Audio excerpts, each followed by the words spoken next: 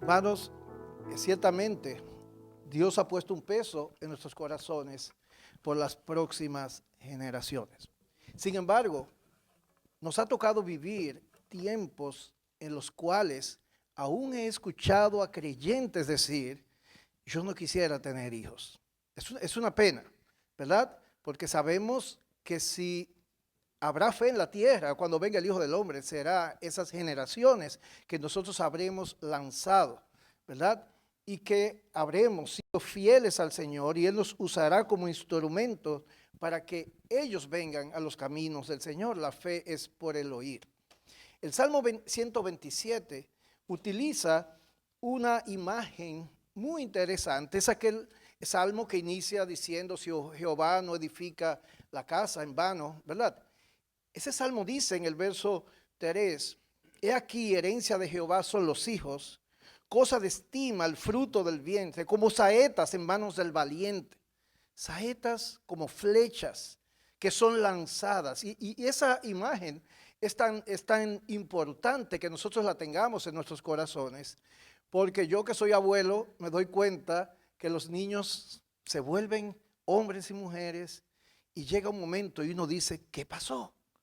Realmente los vemos pequeñitos por muy poco tiempo y quizás nunca aquilatamos la importancia de lo que Dios nos pone y nos da, nos pone bajo nuestro cuidado, pero nos da sus corazones. Cuando los niños son pequeños, se ponen los tacos de la mamá, las niñas se riegan pintalabios, si el papá usa corbata se la tiran por encima.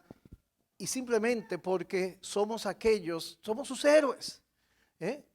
Lamentablemente pasa el tiempo, los echamos de nuestro lado, decimos, muchacho, tú sí hablas. Yo soy mucho de refranes en nuestra época, ¿verdad? Los jóvenes de ahora no saben. Decía, cállate. Los muchachos hablan cuando la gallina mean. Yo no sé si algunos saben lo que es eso acá, cuando las gallinas hacen pipí. Se supone que no hacen, o sea, cállate. Y llega un momento que sí, aparecen oídos que los escuchan, aparecen otros consejeros, y cuando llega aquel tiempo en el cual los vemos ya casi como hombres y mujeres, si quisiéramos incidir en sus vidas, muchas veces parece que es demasiado tarde, ¿verdad? Siempre hay esperanza en Cristo. Pero lo que queremos es que Dios ponga en esta mañana un peso en todos nuestros corazones, aquellos que tienen hijos, aquellos que van a tener, aquellos que son abuelos como yo, o aquellos que son tíos y abuelos que tienen, yo sé que aquí hay de esos, ¿verdad? Que tienen muchos niños como nietos postizos. A esos corazones yo quiero hablar. Resulta que nosotros lanzamos esos niños y ellos caen 20 o 30 años después. Aquí vi niños quizás que tenían ¿cuánto? 4 años. Dígame el nombre de uno de esos niños o niñas. ¿Cómo? Hope. Hay uno que es Hope. Una niña, ¿qué edad tiene? 2 años. ¿Cómo ustedes se imaginan es Hope? Hope. De aquí a 25 años. Habrá estudiado posiblemente. A lo mejor está casada, tiene hijos. ¿Qué le tocará vivir? ¿De qué manera yo debo equiparla para que cuando ella enfrente los retos que le toquen en ese momento, ella esté preparada? ¿Cómo quiero que Job responda cuando el cáncer pueda tocar a uno de sus seres queridos? Si venimos de un trasfondo católico, vamos a decir, Dios no quiere, ¿verdad? A uno de sus propios hijos. Cuando tenga que tomar decisiones de estado, porque Dios la ponga en un lugar relevante, cuando tenga que enfrentar una difícil situación, cuando por su fe no tenga con qué ayudar a su marido, el cual quedó desempleado, cuando la crisis la afecta de una manera tal que también se convierta en una crisis de fe. Dios nos ha dicho qué debemos hacer. En ese momento quizás podemos, por supuesto, acercarnos y orar a Dios, darles un abrazo, pero es ahora cuando tenemos que comenzar a equiparlos. Es ahora cuando Dios espera que nosotros comencemos a trabajar con sus vidas. ¿Y saben qué? El mundo no espera. El mundo comienza cuando ellos son tan pequeños. Dios te ha dicho lo que debes hacer, lo que Él espera para lanzarlos a las próximas generaciones. Y creo que el Salmo 78, y quiero que lo tengan allí en sus Biblias, los primeros 8 versículos, podemos decir que es la visión de Dios para las próximas generaciones. Sabemos que debemos criarlos, amonestarlos en la disciplina del Señor, como nos dice el apóstol Pablo. Pero ¿qué específicamente Dios quiere que nosotros hagamos? Este salmo contiene lo que es nos hace conscientes de nuestra responsabilidad. En segundo lugar, nos dice exactamente qué 3 cosas Dios espera que nosotros hagamos. En tercer lugar, nos da una advertencia. Y al final quiero concluir con algunas palabras de aplicación. ¿Verdad que sí? Excelente. Así que lo primero es que hay en este Salmo 78, y vamos a ir leyendo juntos. Yo tengo la versión Reina Valera, creo que usan otra versión ustedes, pero no importa. Me encanta cuando uno va leyendo una versión y alguien va leyendo otra, ¿verdad? Y así nos alimentamos. Nuestra responsabilidad. Dios nos hace conscientes de nuestra responsabilidad y lo veo esto en el verso 1. Escucha, oh pueblo mío, escucha mis enseñanzas, abre tus oídos a lo que te digo. ¿Están viendo la manera como inicia este salmo? Es un salmo de sabiduría, es un salmo didáctico, escrito específicamente para instruir al pueblo de Dios. Y el tema del salmo no es la crianza. El tema del salmo es la bondad y la generosidad de Dios para un pueblo que es terco, un pueblo que está renuente de servir a Dios. Y Dios en su condescendencia dice, pueblo mío, escucha. Y lo que hace Asaf, el autor, es que comienza pidiendo la atención del pueblo, porque Dios quiere traer palabras de sabiduría a sus corazones. Toda palabra de Dios es relevante. Pero qué bueno cuando Dios nos dice, escucha. Salomón lo hacía cuando escribía proverbios a su propio hijo. Oye, hijo mío, oye, escucha lo que te tengo que decir. En su caso Jesús decía, de cierto, os digo. Y aquí el salmista nos llama a atender y nos dice, escucha estas palabras. Y se lo está diciendo un pueblo que tenía grandes privilegios, sin embargo que los subestimó. No vivió conforme a estos privilegios, vivió una vida raquítica, pudiéramos decir, en todas sus generaciones. Y a pesar de que el tema no son las próximas generaciones, que es un salmo didáctico, es un salmo en el cual el autor muestra preocupación. Y su preocupación es una sola. Un comentarista, Montgomery Boyce, dice lo siguiente: el Salmo 78, que es el más largo de los salmos históricos, su lección es que la historia no se debe repetir. La historia no se debe repetir. La gente nunca debe volver a ser incrédula. Termina la cita. Así que el salmista ha visto el pecado del pueblo. Ha visto la apostasía de ese que es llamado pueblo de Dios. Un pueblo que fue introducido en una tierra que fluye leche y miel. Y lo que sucede una y otra vez es que se olvida de ese Dios bondadoso. ¿Y por qué se olvida? Porque hay generaciones que no se han ocupado de que la fe y la palabra de Dios prevalezca y permanezca cuando ellos ya no están allí. Un gran ministerio no es solamente aquel que sirve a su generación, es un ministerio que deja a una generación que sirva a Dios después que no esté presente.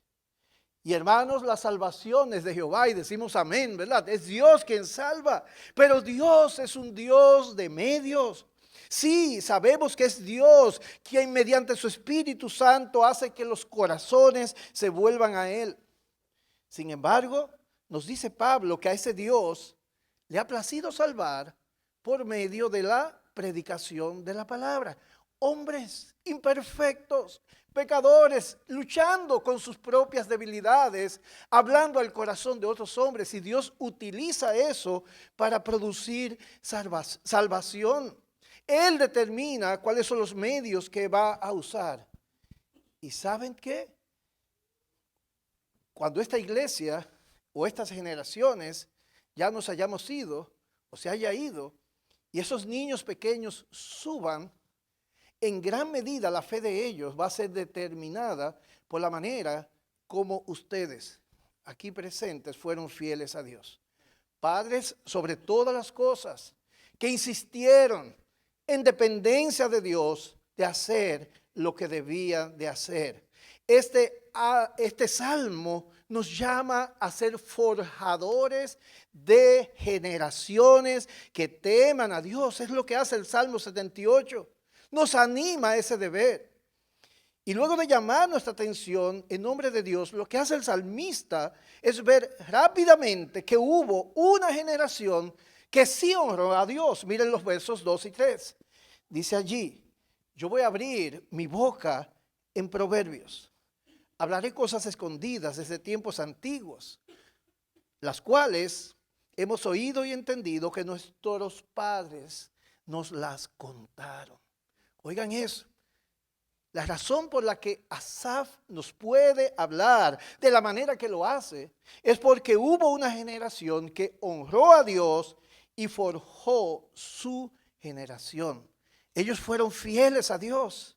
Es por eso que él y los de su generación que tienen la misma convicción están constreñidos a hacer lo mismo por las próximas generaciones. Miren cómo sigue el Salmo en el verso 4. Él dice, es como si estuviera haciendo un compromiso solemne. No lo vamos a encubrir a nuestros hijos, a sus hijos. Dice, contando a la generación venidera. La nueva Biblia de las Américas dice, no lo ocultaremos a sus hijos, sino que contaremos. Lo vamos a hacer.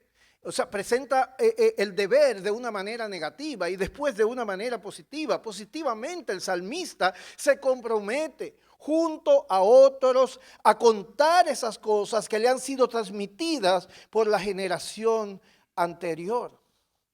¿Y cuál es ese deber? Bueno, ese es nuestro segundo punto, lo vamos a ver más adelante. Pero lo que estamos mirando es que ciertamente ellos se están comprometiendo. Y Asaf sabe que tiene una gran responsabilidad que no va a eludir, tampoco se la va a dar a otro, pero algo más. Negativamente hay algo que Asaf no va a hacer. ¿Qué es lo que él no va a hacer? No lo va a ocultar, no lo va a encubrir. Hermanos, y eso es interesante. La Nueva Traducción Viviente dice, no les ocultaremos esas verdades a sus hijos. ¿Y saben por qué digo que es interesante? Porque si yo tengo que ocultar algo para que no se vea, significa que si no lo oculto es evidente. Hay algo que sus corazones están preparados a ver, que la única manera que no lo van a ver es si nosotros lo ocultamos. Y nosotros podemos mirar eso en otros lugares de las Escrituras, por ejemplo, Romanos capítulo 1. El apóstol Pablo dice que el impío oculta la verdad, detiene con injusticia la verdad, porque él ve aquellas cosas que le hablan de un Dios y prefiere ignorarlas. Es algo parecido lo que está diciendo aquí Asaf. Hay cosas evidentes que nosotros no le vamos a ocultar, vamos a dejar que su razonamiento pueda interpretar adecuadamente y lo vamos a ayudar en ese sentido. Hay verdades que nos han sido dadas y que han impactado nuestras vidas de una manera que rigen las mismas, las damos por ciertísimas, pero lamentablemente hay un fallo en nosotros porque no vivimos consistentemente con esas verdades y fallamos en transmitirlas. Nuestras vidas deben ser consistentes con las verdades de Dios, tanto de la creación, la naturaleza, como aquellas que recibimos. Cuando somos consistentes, ellos las van a ver. Ellos van a mirar a Dios a través de nosotros. Es algo serio, hermanos. Cuando los discípulos se acercan a Jesús y están con él allí, poco después se acercan unos papás con unos niños. En Mateo 19, un texto muy conocido. Y cuando los niños vienen a Jesús, los discípulos los detienen, ¿verdad? ¿Y cuáles son las palabras de Jesús? No impidan que vengan a mí. Parecen las mismas palabras que estamos mirando en el Salmo 78. No lo impidan. hay verdades, hay beneficios, hay bendiciones que yo tengo que son para ellos. Y muchas veces los adultos que tenemos niños, hacemos cosas por ellos, los instruimos de muchas maneras, hacemos que pasen tiempos divertidos, pero hay algo que posiblemente no estamos haciendo y más bien servimos como obstáculos para que ellos reciban lo que deben recibir. En ese caso fueron los discípulos de Jesús. En ocasiones, los siervos de Cristo, y eso aprendemos de Mateo 19, impiden que los niños reciban la bendición. Así que Asaf dice, no lo vamos a ocultar, no lo vamos a hacer. Y hay algo más que él dice en el versículo 6, para que lo sepa la generación venidera, los hijos que nacerán y los que se levantarán, lo cuenten a sus hijos. Eso es impresionante. ¿Cuántas generaciones hay ahí? ¿Cuántas generaciones hay? Y es la misma cantidad. Cuando Pablo le dice a Timoteo, Timoteo, lo que yo te he dicho, busca hombres fieles que sean capaces de enseñar también a otros. ¿Cuántas generaciones hay? En este texto, verso 6, o el texto de Timoteo. 4 generaciones. Pablo, Timoteo, busca hombres fieles que sean capaces de enseñar a otros. Y el verso 4 dice, contando la generación venidera las alabanzas de Jehová y estoy en el verso 6. Lo sepa la generación venidera, los hijos que nacerán y los que se levantarán los cuenten a sus hijos. ¿Y cuál es la relevancia de eso que estamos diciendo? Que nosotros tenemos la vista corta, hermanos. Normalmente pensamos en la iglesia en términos de nuestra generación, pero Dios nos llama a que pensemos no solo en nuestros hijos, sino en nuestros nietos, en nuestros bisnietos, y estoy hablando en términos de la iglesia. Y lo que hace eso es que nuestros corazones se van a inclinar hacia ellos y nuestras oraciones, aún antes que nazcan, va a ser nuestra preocupación, es nuestra prioridad.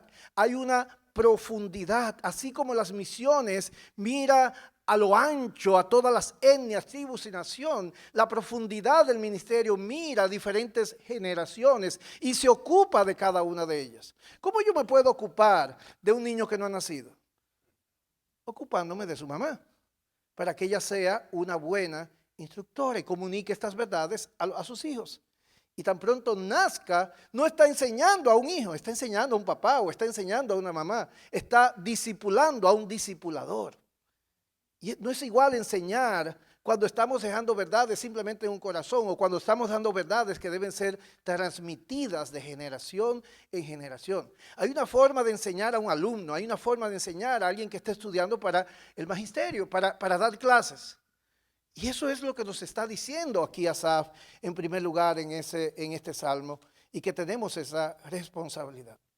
La segunda pregunta, nuestro segundo punto es, muy bien, Dios nos ha dado una encomienda, Dios quiere que estemos ocupados en la próxima y la próxima y las próximas generaciones desde hoy. Hay algo que yo debo estar haciendo. La pregunta es, ¿qué específicamente? ¿Y saben qué? Dios lo ha dicho. 3 verdades. 3 encomiendas específicas de parte de Dios que conllevan el cumplimiento del deber y están en este salmo. Las vamos a mirar en este momento. ¿Cuál es la primera encomienda? ¿Por qué cosas cuando lleguemos a la presencia de Dios y llevemos los niños, que serán hombres y mujeres ya, ¿verdad? Estoy hablando de una manera hipotética. ¿Qué cosas va a preguntarnos Dios si hicimos? ¿Si lo pusimos en un buen colegio? No. ¿Ah? Si lo tuvimos a nuestro lado y le dimos helados y todo esto, no. Si lo llevamos a Disney, no. Todo eso es bueno, pero por nada de eso Dios nos va a pedir cuenta. Lo primero es que tenemos una encomienda de parte de Dios de levantar generaciones para las cuales Dios luzca asombroso. Tenemos el deber de levantar generaciones para las cuales Dios luzca asombroso. No estoy diciendo ni siquiera grande, sino asombroso. ¿Dónde está eso en el Salmo? Verso 4. Dice allí, contando a la generación venidera, oigan esto, las alabanzas de Jehová y su potencia y las maravillas que hizo. ¿Están viendo el lenguaje? No es solo lo que dice, es cómo lo dice. Debemos contar a las próximas generaciones. Recordemos que el texto 1, Dios está hablando y dice, escucha bien lo que te voy a decir. Tú debes contarle a la generación venidera las alabanzas, la potencia y las maravillas de Dios. Oh, la NBI, no sé si es la que usan, dice, hablaremos a la generación venidera del poder del Señor, de sus proezas y de las maravillas que ha realizado. El lenguaje que se utiliza aquí en el Salmo, en este verso, es uno que aparece muy frecuente en las escrituras del Antiguo Testamento. Dios es un Dios que se esmera en lucir grande, en que sepamos que Él es un hacedor de maravillas. Cuando las naciones de los cananeos escuchaban acerca del Dios de los hebreos, temían. Josué 2, versículos 9 y 10. Rahab está contando, esta gente está aterrorizada porque ha escuchado de su gran Dios. Dios lucía grande. La razón por la que Dios aplastó al imperio más grande de esa época no fue para otra cosa, para que su nombre luzca grande delante de las naciones. A Dios le importa que nuestros niños se asombren con Él, que lo admiren. Rahab respondió en verdadera fe ante lo que escuchó de Jehová. Sin embargo, los demás cananeos, aunque vieron a ese Dios grande, no respondieron en fe. Sin embargo, lucía asombroso para ellos. Esa encomienda que nos ha dado Dios de que Dios parezca grande y asombroso delante de nuestros hijos, no nos asegura que serán salvos, pero lo verán grande. Y lo primero que Dios espera que hagamos con las próximas generaciones es que lo presentemos a Él como un Dios majestuoso, que además ha hecho grandes maravillas, o sea que es lo que Él es, sus perfecciones y lo que Él ha hecho. Debemos hacerlo de una manera intencional. Y no tenemos que hacer un gran esfuerzo, hermanos, para lograr eso. Lo que nosotros miramos en las páginas de las Escrituras es nada menos que impresionante. Para que no pensemos que esto solamente está en el Salmo 78, sino que todo este libro en el Antiguo Pacto está lleno de las maravillas de nuestro Dios. Miren la encomienda también en el Salmo 145, versículos 4 al 7. Generación a generación celebrará tus obras y anunciará tus poderosos hechos. En la hermosura de la gloria de tu magnificencia y en tus hechos maravillosos meditaré. Del poder de tus hechos, oigan esta palabra, tenía mucho que no la escuchaba, estupendos hablarán los hombres y yo publicaré tu grandeza. Proclamarán la memoria de tu inmensa bondad y cantarán tu justicia. De nuevo estamos viendo, no es solo lo que dice, las palabras son buscadas y los adjetivos son superlativos. Lo que utiliza no es solamente que contemos acerca de un Dios que es grande, de lo que Él ha hecho, sino que lo digamos de una manera tal que ellos se queden con los ojos abiertos. Los niños aman a sus héroes.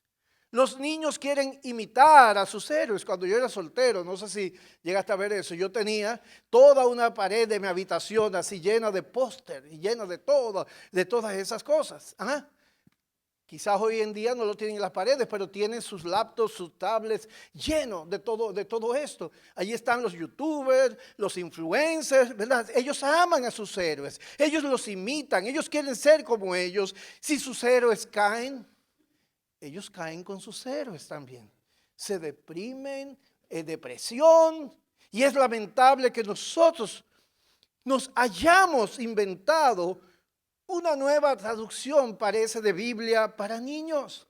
Una versión a la que se le han arrancado, parece, páginas de ese libro sagrado y se han colocado otras. Y decimos esto, digo esto, hermanos, porque la manera como se le cuentan las historias a los niños, estas asombrosas historias acerca de Dios, es una manera que exalta a los hombres. Cuando Dios se ha esmerado en que el hombre luzca pequeñito en este libro y que solamente Él sea visto como grande. Hermanos, hay una manera de contar estas historias que nuestros niños van a admirar a Gedeón, a David, a todos esos héroes, ¿ah? Y se pueden olvidar de Dios. Cuando yo era pequeño, ayer se la puse a Javier, una cancioncita que dice: un simple muchachito llamado David, ¿ah? Tomó una piedra, ¿verdad?, lisa, y la puso en su honda, y giró, y giró, y giró, y de esa forma el gigante se cayó. Y siempre yo pregunto: ¿y quién es el gran ausente en la canción? Dios no existe en la canción. Y le decimos a nuestros niños: tú debes ser como, ¿quién? Como David, como el gran David. Hermanos, pero esa historia fue inventada por alguien. No, David, Moisés, Abraham, Sansón, Noé, Josué, Pedro, Juan el Bautista, Esther, José, Daniel, Gedeón, Ruth, Elías, Pablo, todos ellos son personajes secundarios y muy lejanos. Aquel que es el protagonista de la historia, que es nuestro Dios y su Hijo Jesucristo. Hermanos, lo grande es que así es que está contada esta historia. La historia de David y Goliat tiene 3 actos, pudiéramos decir. En el primer lugar, llega David y ve a sus hermanos allí, para llevarle el informe a su papá. Y el primer libro de Samuel, capítulo 17, verso 26, recoge las palabras de David. Él le dice: ¿qué harán con el hombre que venciera a este filisteo y quitare el oprobio de Israel? Porque ¿quién es este filisteo incircunciso para que provoque a los escuadrones del Dios viviente? Eso es lo que está diciendo él. Y cuando él levanta la mano y dice: yo lo voy a hacer, va delante de Saúl. ¿Cuáles son sus palabras delante de Saúl?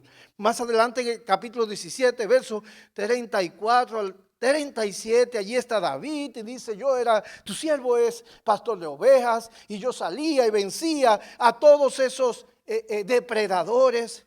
Y él dice: Jehová, que me ha librado de las garras del león y de las garras del oso, Él también me librará de la mano de este filisteo. Eso es lo que está diciendo David. Y cuando David está delante de Goliat, y Goliat dice: y este muchachito es el que van a enfrentar conmigo. Hermanos, allí mismo, versículos 46 y 47, dice David: Jehová te va a entregar hoy en mi mano, y yo te venceré, y te cortaré la cabeza, y daré hoy los cuerpos de los filisteos a las aves del cielo, a las bestias de la tierra, y toda la tierra sabrá que yo soy que hay Dios en Israel. Y sabrá toda esta congregación que Jehová, oigan esto, la congregación va a saber que Jehová nos salva con espada y con lanza, porque de Jehová es la batalla, y Él os entregará en nuestras manos. El que sea yo que esté aquí es para hacer obvio que nadie lo está venciendo fuera de Dios. La figura de David allí debió impresionar a los hombres y levantar sus ojos y sus manos y sus vidas al cielo. ¿Cómo se inventan una cancioncita hablando de David? David no era nadie, hermanos, el Dios de David. Y eso es lo que debemos contar a nuestros hijos, a los niños, a los que no han nacido, tenerlos en nuestros corazones. La verdadera piedad surge de querer ser como Dios, como Cristo. Lo demás es una burda imitación que se esmera en modificar simplemente la conducta, y es un legalismo estéril. Si queremos que nuestros hijos realmente sean piadosos, enseñémosle a un Dios grande que ellos quieran imitar. Eso es piedad. Lo que nos lleva entonces a una segunda encomienda de nuestro Dios. La primera, ¿cuál es? Que Dios luzca inmenso, grande, asombroso delante de ellos. Y nos va a pedir cuenta por ello. Lo segundo es que nos da la encomienda de levantar generaciones que estén alfabetizadas bíblicamente. Que le enseñemos Biblia a los niños, desde pequeñitos, versículo 5 del Salmo 78. Él, nuestro Dios, que nos dijo que quiere que le contemos lo que Él es y lo que ha hecho, también estableció un testimonio en Jacob y puso ley en Israel, la cual mandó, de nuevo, fíjense aquí la encomienda, a nuestros padres que la notificasen a sus hijos. Esta es una referencia más que explícita de Deuteronomio capítulo 6, cuando allí nos dice Moisés, de parte de Dios, estas palabras que te mando hoy deben estar en tu corazón y las repetirás a tus hijos y las vas a poner como señal en sus manos, en sus frentes, en todo lugar, cuando te levantes, cuando te acuestes. Biblia, Biblia, Biblia. Es para que cuando los apretemos como una esponja, ¿qué tiene la esponja? Bueno, de aquello que llenamos. Lo que salga por los labios de ellos sea Biblia. Cuando ellos oren con la Biblia. Cuando ellos están en medio de diversas situaciones de la Biblia, lo que utilicen, de la vida, lo que utilicen sea la Biblia. Jesús nos dejó un impresionante testimonio. Todo lo que Él habla es palabra inspirada por Dios. Pero en el momento de la tentación, ¿qué citó? Biblia. La Biblia. Ella nos es dada para que la pongamos en las mentes y corazones de nuestros niños. La Biblia consistente y explícitamente delega a los papás la responsabilidad primordial de enseñar y de modelar las verdades de Dios a los niños. Debemos enseñarles. El gran mandamiento de la Biblia es: amarás al Señor tu Dios con todo tu corazón, con toda tu alma, con todas tus fuerzas. Y Moisés dice en el verso 7 después: y diligentemente las enseñarás a tus hijos. Diligentemente lo instruirás, lo discipularás en la palabra de Dios. Moisés enseña la palabra que ha venido de Dios, de parte de Dios, a los adultos. Y él espera que los adultos traspasen esas palabras a sus hijos. Eso es lo que le está diciendo. Y eso implica saturarlos de Biblia. Eso implica enseñar todo el consejo de Dios. El ejemplo allí, Timoteo, desde la niñez ha sabido las escrituras. Tu mamá, tu abuela, ellas se ocuparon de meter palabra de Dios en tu mente y orar para que Dios la baje al corazón. Por eso es tan importante la memorización de las escrituras. Creo que los niños lo están haciendo con Viquiel, ¿verdad? Memorizar las escrituras es indispensable para poder desenvainar la espada del Espíritu. Hermanos, insistamos en eso. Algunos dicen, sí, pero es que ellos no entienden lo que están aprendiendo. No importa, Dios ha incidido, o es quien ha determinado eso que después los psicólogos y estudiosos han descubierto, que son las etapas, ¿verdad? Y que hay una etapa con los niños pequeños que ellos absorben. Y el mundo le está metiendo de todo. Nosotros tenemos que meterle Biblia desde chiquito. Amén. Y orar. Y va a llegar un momento que es esa Biblia la que va a explotar en su corazón. Cuando yo era pequeño, mi papá me daba 10 centavos, no de dólar, dominicanos, ¿oyeron? Por cada texto que yo me aprendía. Y al día de hoy, por lo menos el 90%, quizás un método un poquito, ¿verdad? Al día de hoy, más del 90% de los textos que me sé de memoria, ¿cuándo me los aprendí? En la niñez. ¿Y cuándo lo he podido utilizar? Cuando Dios me salva, me da su Santo Espíritu, porque es la espada del Espíritu. Pero nuestro deber es poner esa palabra allí en el corazón para que Dios la utilice. Es indispensable memorizar la palabra. Bienaventurado el varón que no anduvo en consejo de malos, ni estuvo en camino de pecadores, ni en silla de escarnecedores se ha sentado, sino que la ley de Jehová está su delicia, y en ella medita de día y de noche. ¿Cómo puedo meditar si no tengo esa palabra? ¿Con qué limpiará el joven su camino? Con la palabra de Dios. En mi corazón he hecho ¿qué? Tus dichos para no pecar contra ti. Hermanos, no hay manera en que podamos hablar demasiado o sobreestimar la importancia de la memorización de las Escrituras. Los niños pequeños pueden retener mucha Biblia. Hemos tenido experiencias recientemente de mamás que dicen, no, pero que eso es mucho. Y nos mandaron un audio, la niña diciendo palabras que ni siquiera entiende, memorizando las Escrituras. La tercera encomienda que nosotros miramos aquí, por la cual Dios nos va a pedir cuenta, no es solamente porque lo hagamos lucir grande, no solo porque lo llenemos de Biblia, por ambas cosas nos va a pedir cuenta. Pero en tercer lugar, tenemos la encomienda de levantar generaciones que pongan su confianza en Dios. Que pongan su confianza en Dios, versículo 7. A fin o con el propósito o con la intención de que ellos, esos niños pequeñitos, pongan en Dios su confianza y no se olviden de las obras de Dios, que guarden sus mandamientos. Los niños pueden considerar a Dios asombroso. Fuimos creados para asombrarnos de cosas grandes. Las cataratas del Niágara, ¿verdad? Cuando el cañón del Colorado. Los niños pueden estar llenos de Biblia y terminar en el infierno. ¿Verdad que sí? Muchos que han considerado a Dios grande, muchos que han estudiado la Biblia y se la han aprendido, hoy están en el infierno. El diablo se la sabe, dice el pastor García. Lo que hacemos, ambas cosas, lo hacemos porque queremos que ellos pongan su confianza en Cristo. Ver a Dios asombroso no es el fin último. Llenarlos de Biblia no es el fin último.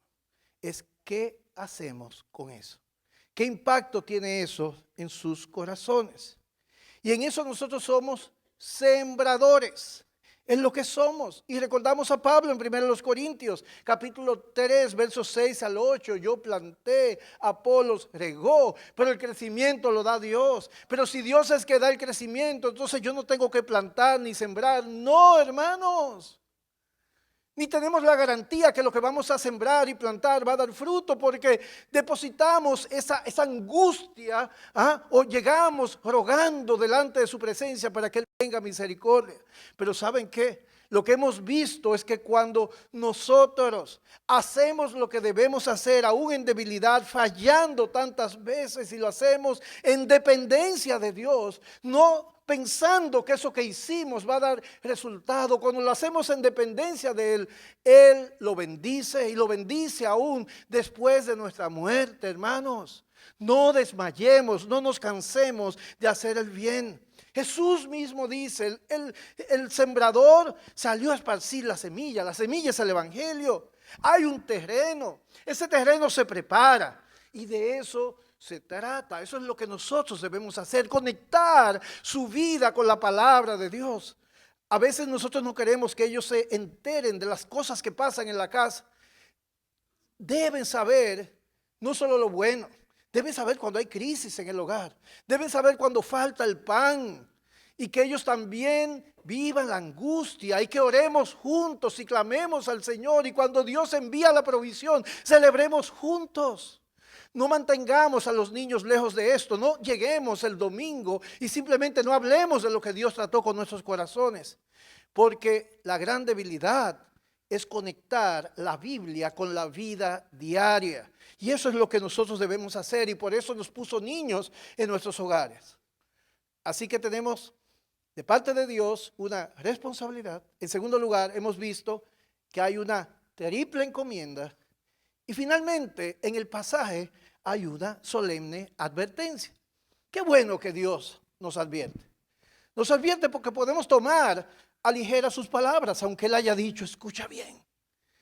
Muchas veces respondemos no por la mejor motivación, sino por las consecuencias de no hacer eso. ¿Verdad que sí? Verso 8. Lo que va a suceder si no hacemos esto es que ellos van a ser como sus padres, dice el texto. generación contumaz y rebelde, generación que no dispuso su corazón ni fue fiel para con Dios y su espíritu. Nosotros vivimos criticando a las nuevas generaciones. Estos muchachos de ahora, y esto y aquello. Esas generaciones han sido forjadas, ¿por quiénes? Por nuestras generaciones. Así que cuidado cuando decimos muchachos malcriados, ¿verdad que sí? Porque sabemos lo que eso conlleva. Y Asaf lo que hace es que nos advierte de que si no somos fieles en cumplir nuestras encomiendas, cosecharemos gran desgracia.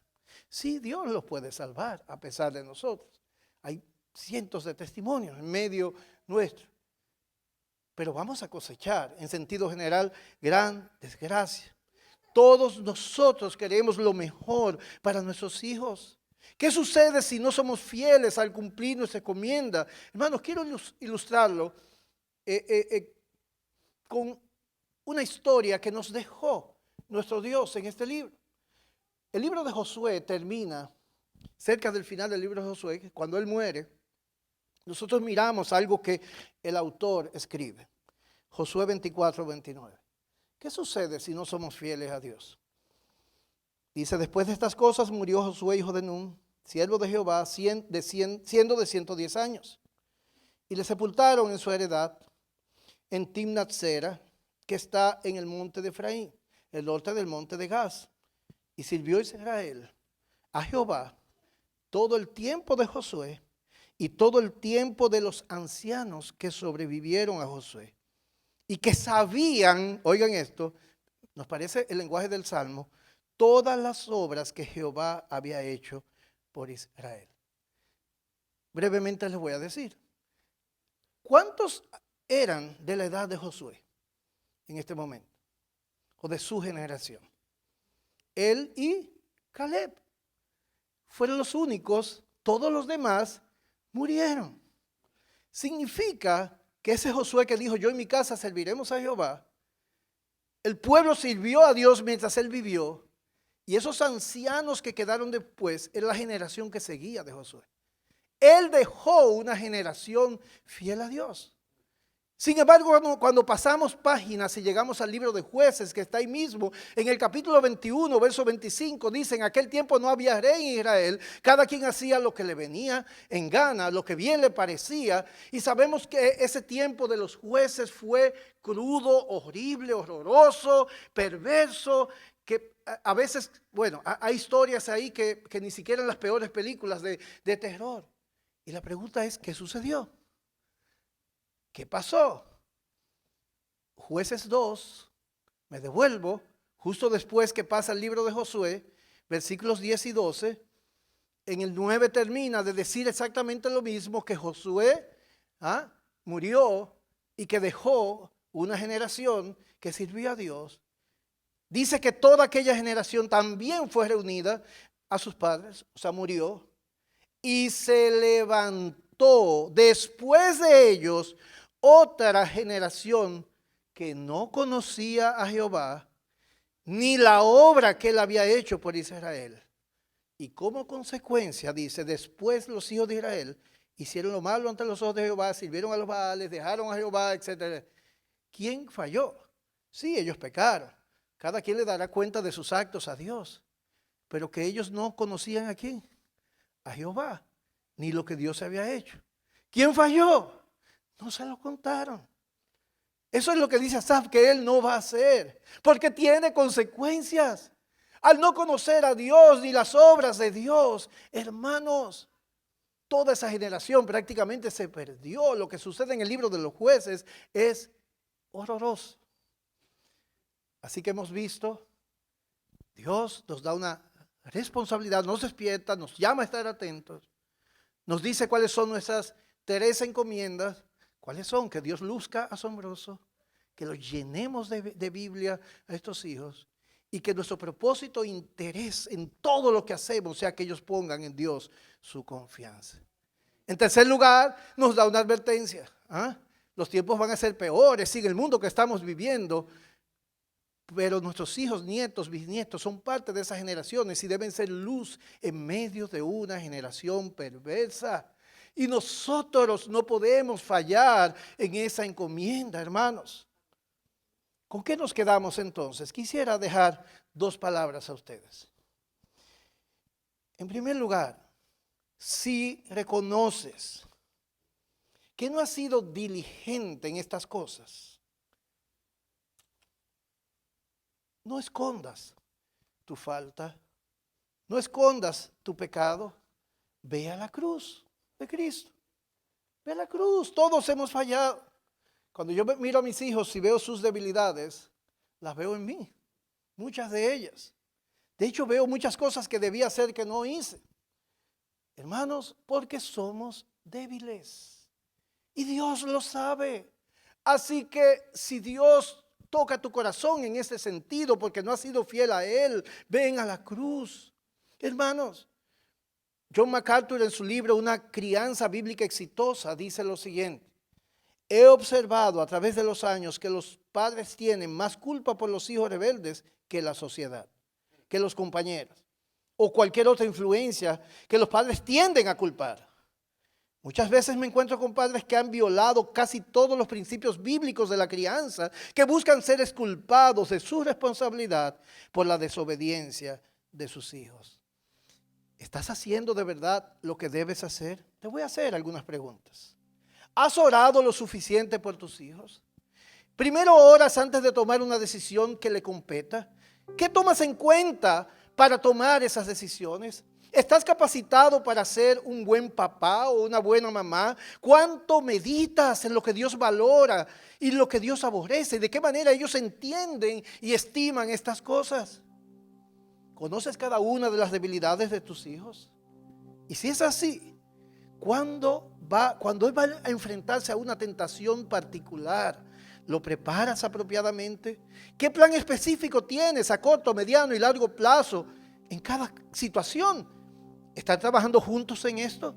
¿Tienen tus hijos suficiente instrucción e información sobre cada cosa relevante? ¿Conoces las aspiraciones de tus hijos? ¿Por qué no estás de acuerdo con la profesión entonces que ha escogido? Pero ¿de qué manera tú has incidido en su preferencia? ¿Conoces lo que cautiva a tus hijos? ¿Por qué te extraña entonces la pareja que ha escogido? ¿Y de qué manera tú o tu esposa han modelado, han sido el modelo que ellos han querido seguir? ¿De qué manera han sido el estándar esperado por ellos? ¿Has vivido intencionalmente para ser un modelo para ellos? Para dejaros ejemplo, como dijo el Señor Jesucristo. Amados hermanos, por lo general no hemos hecho lo que debimos hacer, pero fiel es Dios. Nosotros venimos ante su presencia, Señor, tú lo has permitido, tú sabes lo que he hecho, sin embargo te tengo a ti y yo sé que en ti siempre hay esperanza. Lo segundo es, sé intencional, como si dependiera de ti, pero espera en el Señor. Sé intencional. Establece monumentos de la fidelidad de Dios delante de ellos. Un monumento puede ser una cicatriz.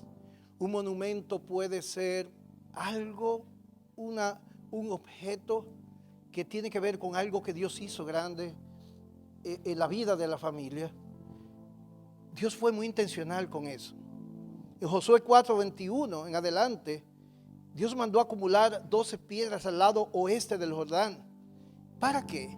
Dice, para que cuando vuestros hijos pregunten, o sus padres en el día de mañana diciendo, ¿qué significan esas piedras? Entonces le expliques a vuestros hijos diciendo, Israel cruzó este Jordán en tierra seca, porque el Señor vuestro Dios secó las aguas del Jordán delante de vosotros hasta que pasasteis, tal como el Señor vuestro Dios había hecho con el mar rojo, el cual Él secó delante de nosotros hasta que pasamos. Es por los hijos. En Éxodo 13, versículo 14, llama a dedicar al Señor el primer nacido de la matriz. ¿Y con qué propósito Dios hace eso? De modo, oigan, como dice, cuando tu hijo te pregunte el día de mañana, ¿qué es esto, papi? El papi lo añadí yo. Le dirás, con mano fuerte nos sacó el Señor de Egipto, de la casa de servidumbre. Deuteronomio 6:20. Siempre obedecer los mandamientos y hagan lo correcto. ¿Por qué? Porque cuando en el futuro tu hijo te pregunte diciendo qué significan los testimonios y los estatutos y los juicios que el Señor nuestro Dios nos ha mandado, entonces dirás a tu hijo, etcétera, etcétera. Éxodo 16:32. Poner un gomer lleno de maná en el arca y mantenerlo a través de sus generaciones. ¿Para qué lo hace Dios? ¿Para qué lo hacemos? Para que vean el pan que yo os di de comer en el desierto. Levítico 23:42. Tantos textos donde Dios dice, deja un testimonio de mi fidelidad para cuando ellos pregunten, ellos puedan recordar que Dios es grande y que Dios es misericordioso y que Dios cuida a cada uno de los suyos. Dependemos de ese Dios. Pero nosotros debemos hacer lo que tengamos, hermanos, a la mano. Yo recuerdo a mi abuela cuando niño que me llevaba un flanelógrafo. Yo no sé si algunos recuerdan lo que es eso. Yo tenía 8 años. Yo repartía los dulcitos, los candies, los caramelos, ¿verdad que sí? Y yo no entendía nada. Pero hoy en día eso fue para mí como un monumento de ver a mi abuela yendo a esos barrios pobres y yo la acompañaba. Hermanos, en Cristo siempre hay esperanza, porque en últimas instancias no depende de lo que corras, sino de un Dios que se deleita en salvar. Si bien el papá del hijo pródigo es nuestro Dios, las escenas de un hijo que se aleja años de la fe de sus padres, nos dice esta historia que no es el fin necesariamente, ¿verdad? Este hombre está preocupado allí y finalmente nosotros vemos el hijo que llega y lo abraza. Quiero concluir con un ejemplo similar. Don Luis Jiménez, un hermano muy débil, tuvo mucho dinero, lo botó en los juegos, se casó por segunda vez después de ser mayor, ¿verdad? Y tuvo hijos de una segunda generación. Y recordamos, él llegaba con su hijo pequeñito, ya él de, qué sé yo, 60 años, 50 y tantos, 60 años, con muy poco que dar en términos de la fe. Pero lo poco que podía lo hacía. Don Luis murió, no sé cuánto, hace quizás 10 años, hace bastantes años. Un día llegó por la puerta de la iglesia, hace como 5 años, ese niño, Daniel Jiménez. Hizo profesión de fe, se bautizó, hoy toca el piano en la iglesia. La semilla fue sembrada en debilidad y Dios lo honró y lo bendijo. El mes que viene se casa con una joven de la iglesia. Esa es la especialidad de nuestro Dios, hermanos. Pero ese hombre hizo lo que podía hacer. Y eso es lo que Dios quiere que tú hagas. Lo que tengas en la mano, pero hazlo. Dios nos ha dado tesoros. No se los demos al mundo. Sí, el mundo será peor. Ellos van a ser influenciados por ese mundo. Siempre hablamos eso. Los muchachos de 20 años hacia abajo no tienen la mente de nosotros. No piensan igual de las cosas. Pero Dios salva. Y hasta que el Hijo del Hombre venga, va a haber hombres y mujeres, porque el número tiene que ser completado y entonces vendrá el fin. Que sean partes de esa última cosecha, ¿verdad? Amén. Y que nosotros podamos con la frente en alto decir, Señor, he aquí los hijos que me diste. Vamos a orar. Señor, gracias te damos. Sabemos que la labor no es fácil. No queremos celebrar en el día de hoy con el pastor García y celebramos, Señor. Queremos ver generaciones que se levanten en este lugar como un faro de luz en medio de las tinieblas. Queremos ver hoy en día los adultos de esta iglesia presentar a las próximas generaciones a un Dios grande y un Dios que es digno de ser alabado. Llenarlos de Biblia y orar e insistir y rogar ante tu presencia hasta que ellos pongan en ti tu confianza. De eso se trata, Señor. Te lo pedimos en el nombre de Jesús. Amén.